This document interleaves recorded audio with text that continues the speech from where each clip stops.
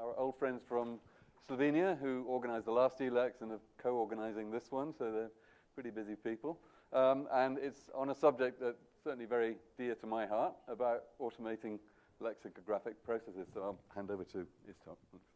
Thank you, Michael.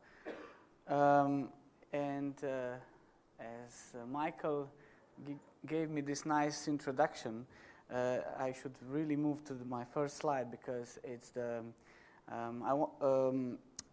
I'm referring to him. Even we are referring to him also at the beginning of our paper. So the main the point of departure is so how can we improve the lexicographic process that would save us money and time? It's an internal question.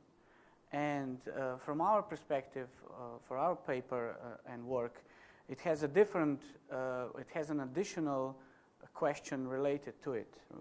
I will get to it soon. But the main thing is that we are facing this process at the moment. So the lexicographer analyzing the corpus, preparing the dictionary entry, and then there's the editor or the second lexicographer checking the entry and approving its publication.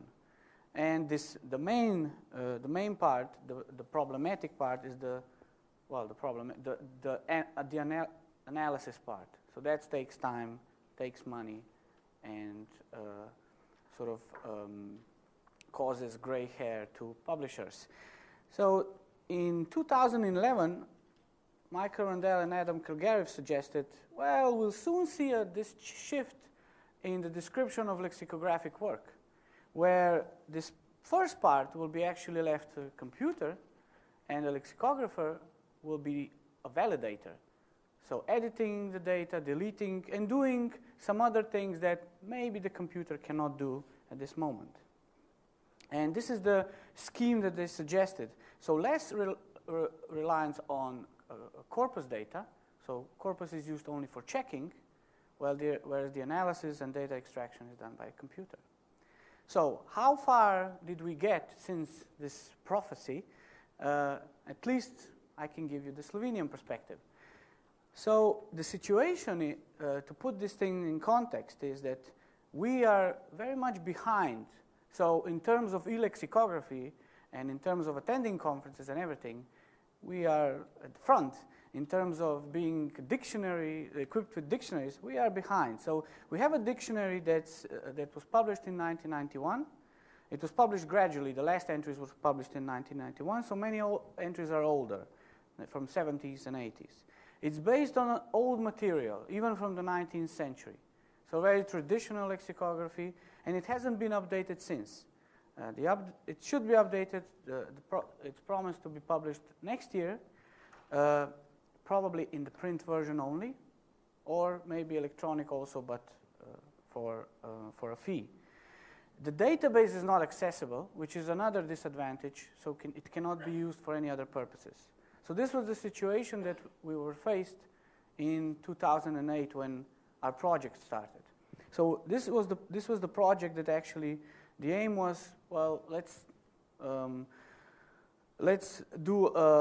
try a new methodology, a new description based on corpus information and new methods used by lexicographers. So I'm sure many of you have now heard of this project, so this is a brief summary, and it has just concluded. And the main aim was to produce various corpora, also language teaching tools for Slovene, but the one activity that's really most closely related to this presentation is Slovene lexical database.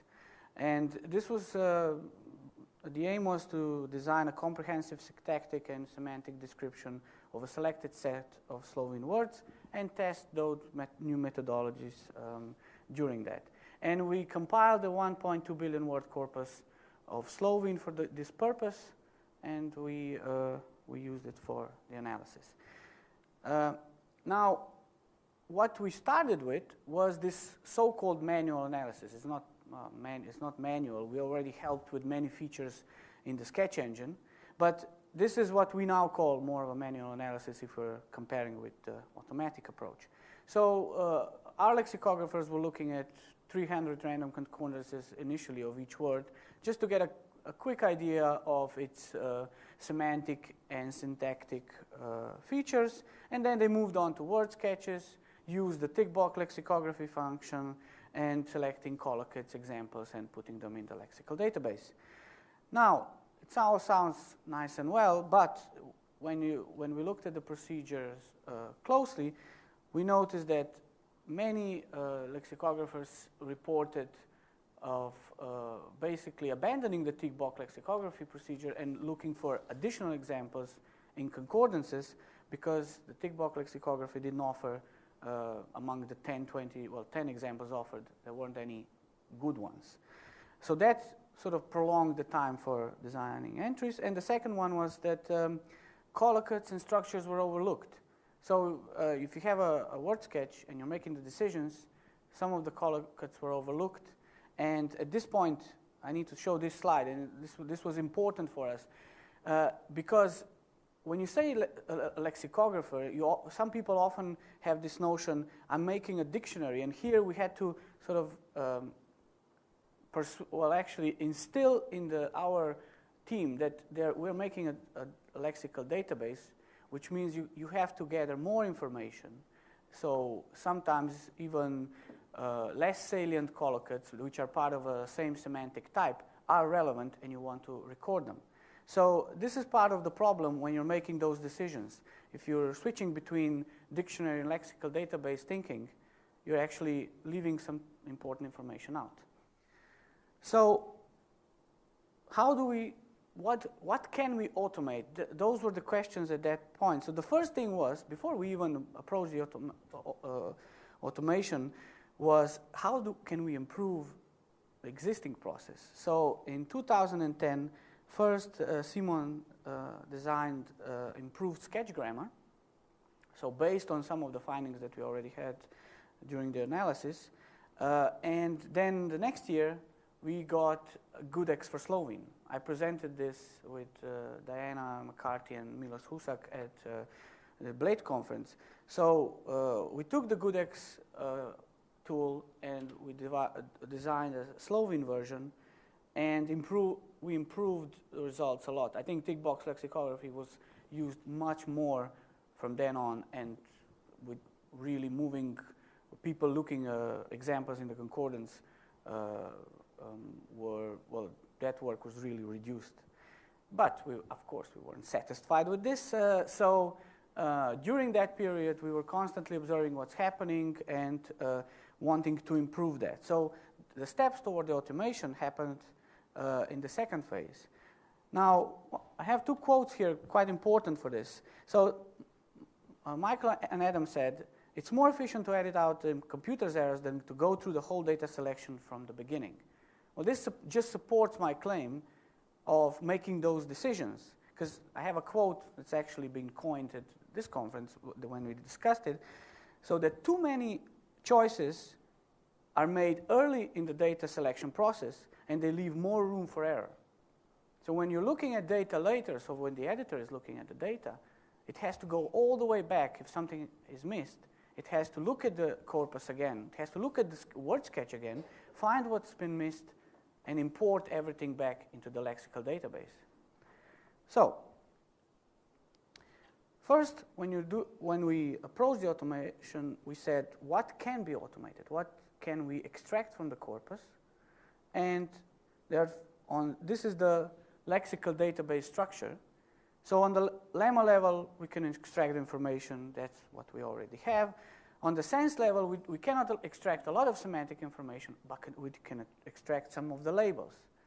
I think Michael and Adam have done some work on this as well. So we have also with the sketch grammar, we have designed directives to extract the label information. And we can extract the syntactic information on the level of structures, and of course collocation and example information.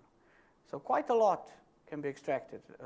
And so the second level included doing this.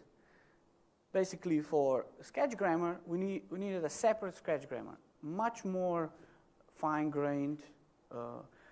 We included all the syntactic structures identified during the analysis. And we also took advantage of some additions to the sketch grammar that Adam and his team made at this time. And Simon did, he was involved with this. And I was involved with Gudex, which meant we had a version for all Slovene words. And when I was preparing the first version, I noticed that there are differences in the quality of examples for nouns, verbs. So we did the analysis of those and came to the conclusion that we need a separate Gudex configuration for each word class. And then with many reiterations, we got the configurations we wanted. So these two were the main conditions that we needed for automatic extractions. So just to give you a comparison of the sketch grammar, so this was the initial word sketch for one of the nouns, authority, and this was the sketch grammar that we had later. And I think with the new version, there's been an update to that. There's even more because there are some separate pages. So it's the main point here is it's not intended for human to read it and analyze it. It's just too much. So it's really purely for the computational purposes. So we designed, no, we didn't design.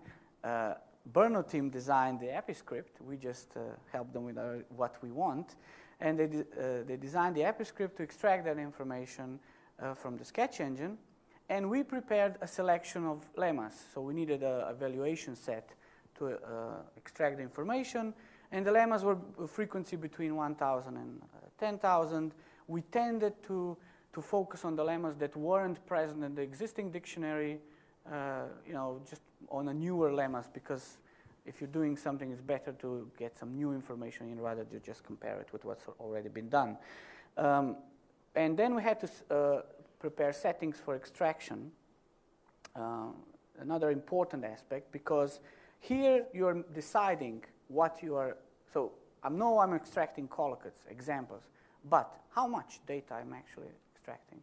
So the next slide will show that. So we divided lemmas into 5 frequency groups because we established by statistical and manual analysis that not all the lemmas have the same thresholds. So, and I'm talking about these things. So basically, you're looking at the grammatical relation and different settings with minimum collocate frequency, minimum collocate salience. So, I mean, the best way to show it is, if you're familiar with word sketches, it relates to all the information you already see in the word sketch. So this is the collocate relation, or the grammatical relation, sorry. You have the collocate frequency, collocate salience, grammatical frequency and salience. So you set the minimum, so you have set this threshold where you want the cutoff point. And you have to test it several times to get the best results. So what's there left for lexicographers? After testing it, after doing the procedure, we noticed that sense division, so when you get the data, you have to do the sense division, of course, write the definitions, write the sense indicators. This is specific to our lexical database. And you have to identify multi-word units, phrases, pragmatics, and adding certain types of labels. There's other work left, but this is what we call editorial. So distributing information according to sense division, copying. So it's mainly routine work. And I'll show you for those of you who attended the SKU workshop yesterday, I'm sorry, you will have a rerun of something you already saw.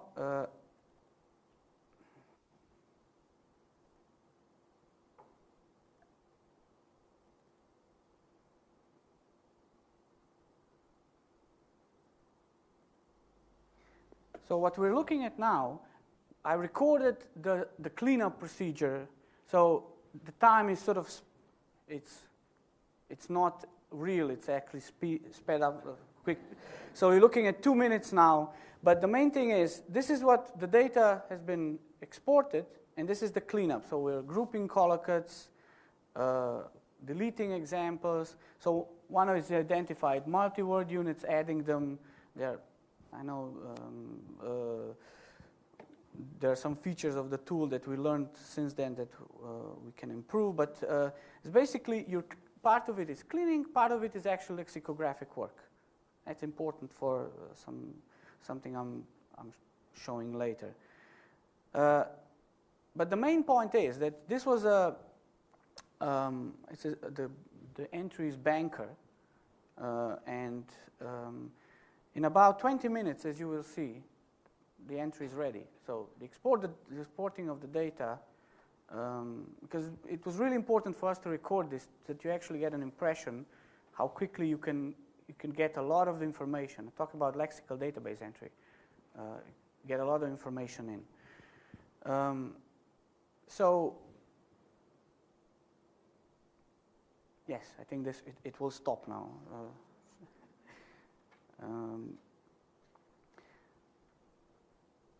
If I return to the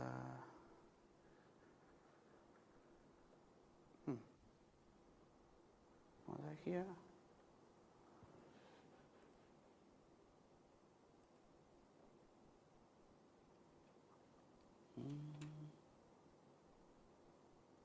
Yeah, okay.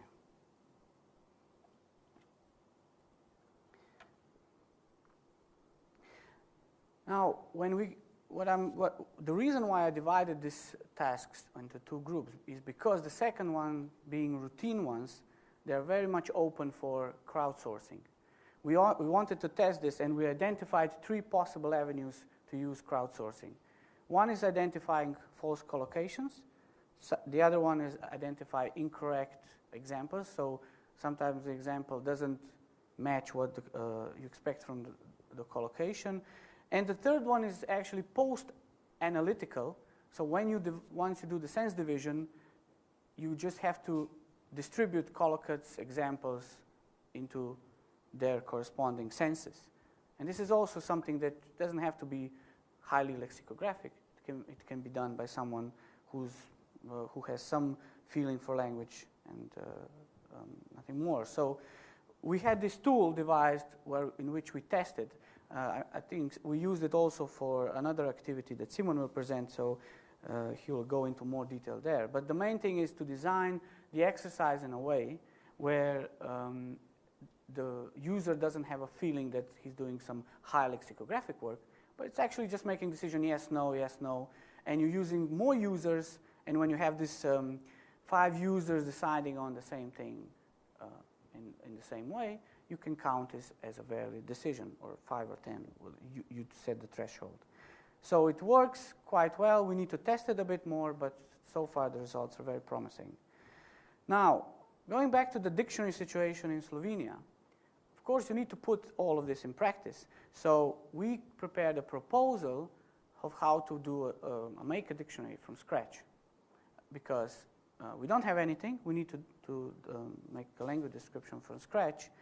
And we prepared a proposal where you have a situation where you need to put something to the users immediately. I mean, I very much relate to what was discussed in the morning already. So making the entries available as soon as possible, especially if you have information that's quite reliable already.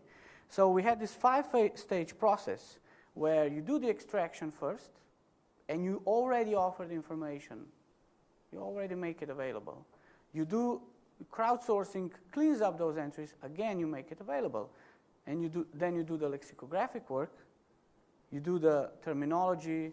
So you don't wait for the whole entry to be available, because then you'll wait for maybe 3 to 5 years.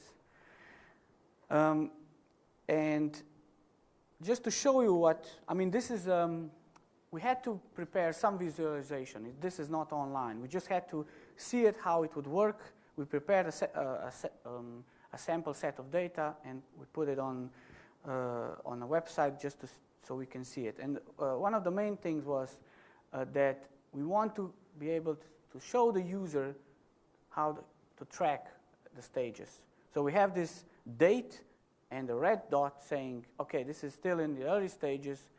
The last update was on this day, just so you have the information. Why is this important? I mean, first of all, others do it as well.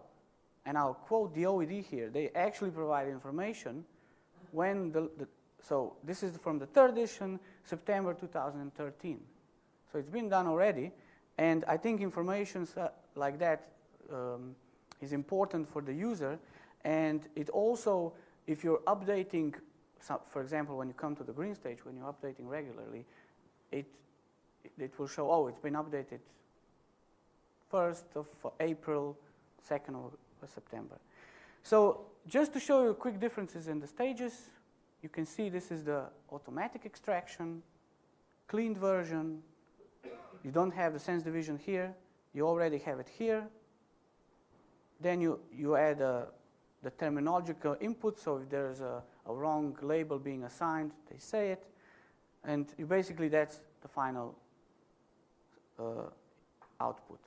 There's more going on at the back, but it's basically other features that I don't need to discuss here.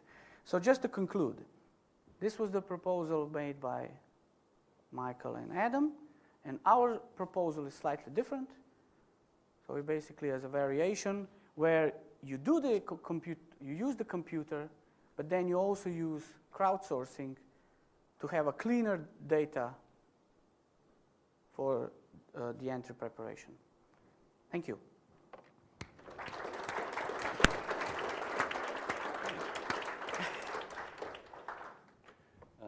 Thanks very much, Iztok, and Simon and Polona too, of course. So we've got 5 minutes for questions. Would anyone like to start off? Yeah. Yes. Yeah. Do you need a microphone? Yes, it's being brought, yes. Okay. Hi, Tatiana from Tilde, Latvia. Could you please show the slide with the crowdsourcing approach? You mean this or this? Yeah, thank you very much. And, okay, completely routine operations are automated. But these is also very boring, actually. How could you motivate people or researchers, I don't know, volunteers to... Well, first of all, I didn't, I failed to mention this, but the same procedure was already used in Slovenia for cleaning up WordNet. So Slovenian WordNet was done in a similar way. And how do you motivate users? Well, it's a good question. You have to be inventive. One of the things is in the current program is a Hall of Fame. So the first 5 users is there. You have a tab. And what happens is that one user comes there, starts clicking, goes to the Hall of Fame, and he sees that he didn't really progress that much. So he spends 5 minutes on it or more, and suddenly you're at the top of the list. So you see, that's one of the motivations. I think you have to think, well, outside the box, as the term is often used. You have to think of other solutions as well. I think maybe you have to form a community of some sort.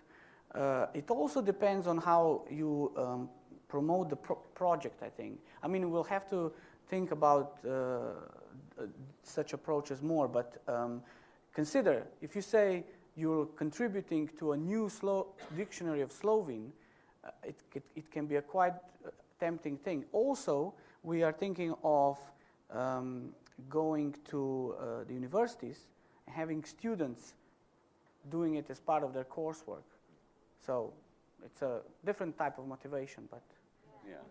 Yes, they've done that in Lancaster, haven't they? Yeah. With the intrinsic and then Yes, well, there are lots of, I think whoever attended Jens's workshop on Tuesday, there are lots of motivational factors that you can sort of attract. And Jens, you have a question now. Yeah?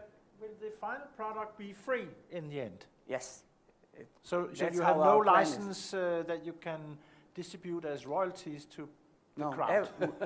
I mean, it's all, because it's been funded also by the government, this project was all open. And in Slovenia, that's currently, it's a big problem because nothing is accessible lexicographically. And also language technologies, so it's not developing because dictionary databases are not available.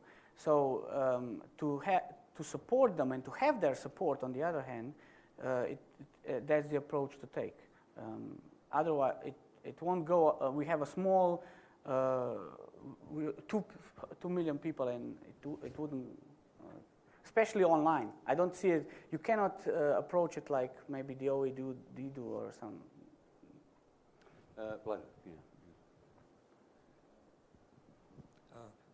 Once completed, will the database also be for free for Yes. download? Well, even more. We plan to make it available during the process.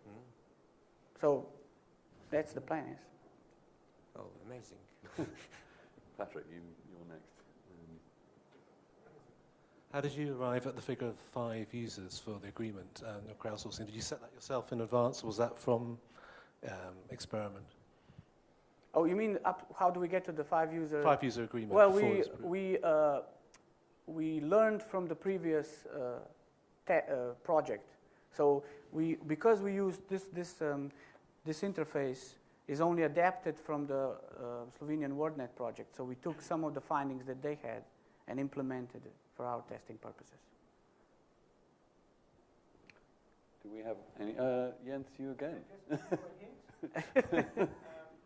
People on public transportation have time for playing around with things. So maybe if you had this on a mobile, available on a mobile, people would be more active, because then they could do this. I agree. Yes. On the bus, exploring on the train, all the etc. avenues. Yes. Yeah. Yes. Thank you. Yeah, people seem to have an awful lot of time to do things on the web, don't they? So we should be exploiting that. That's good. Yes. Anyway, I think we're bang on time. Well yes. done. So thanks again to Iztok and his two collaborators.